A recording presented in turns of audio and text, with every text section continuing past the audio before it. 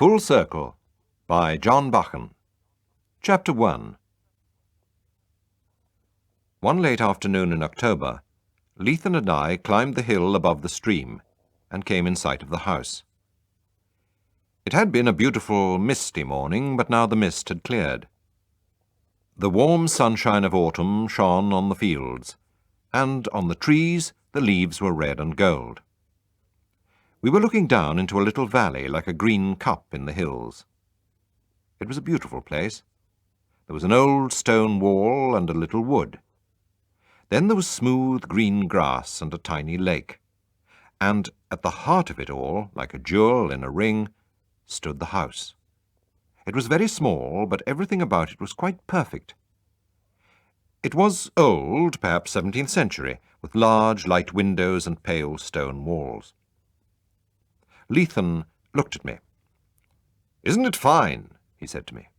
"It was built by the great Sir Christopher Wren. You know, the man who built St. Paul's Cathedral in London. The house has a most unusual name, too. It's called Full Circle. Don't you think that name suits it rather well?" He told me the story of the house. "It was built about 1660 by Lord Carteret. He didn't like the bright lights of the city. He was a sensitive and well-educated man and wrote some fine books in English and Latin. He loved beautiful things, and he employed the best builders and gardeners in England to work on Full Circle. The result was a wonderful success for Wren, for the garden planners, and for Carteret himself. A triumph, in fact. When the house was finished, he hid himself away for months at a time, with only a few good friends and his beloved books and garden. Rather a selfish man, really. He didn't do much for his king or his country, but he certainly had style. He knew how to enjoy life. He knew how to live well. He did only one foolish thing in his whole life. He became a Catholic. That was a dangerous thing to do in those days. Catholics were not popular then. Fortunately, nobody punished him for it." "What happened to the house after Lord Carteret died?" I asked. "He had no children, so some cousins moved into the house.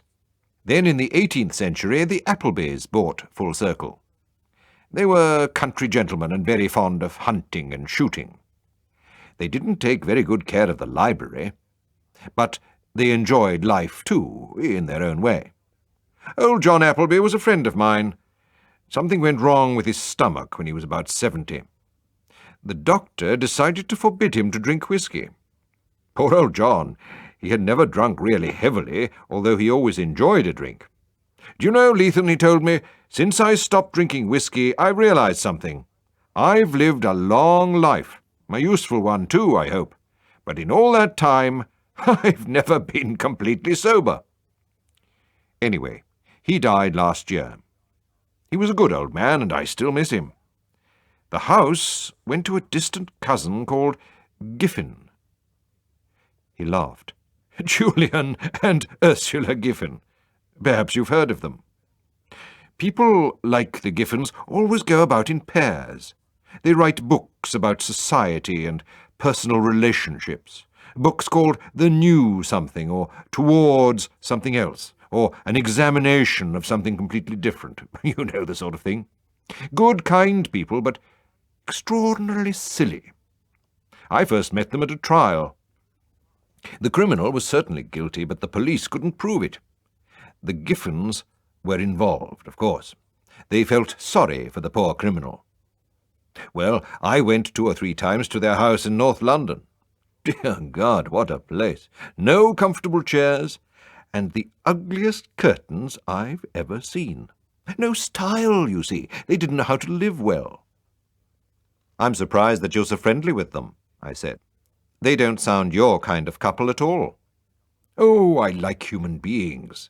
Lawyers like me have to study people. It's part of our job. And really, the Giffens have hearts of gold. They're sensitive and kind and somehow very innocent. They know so little about life. I wonder how they will like living in Full Circle."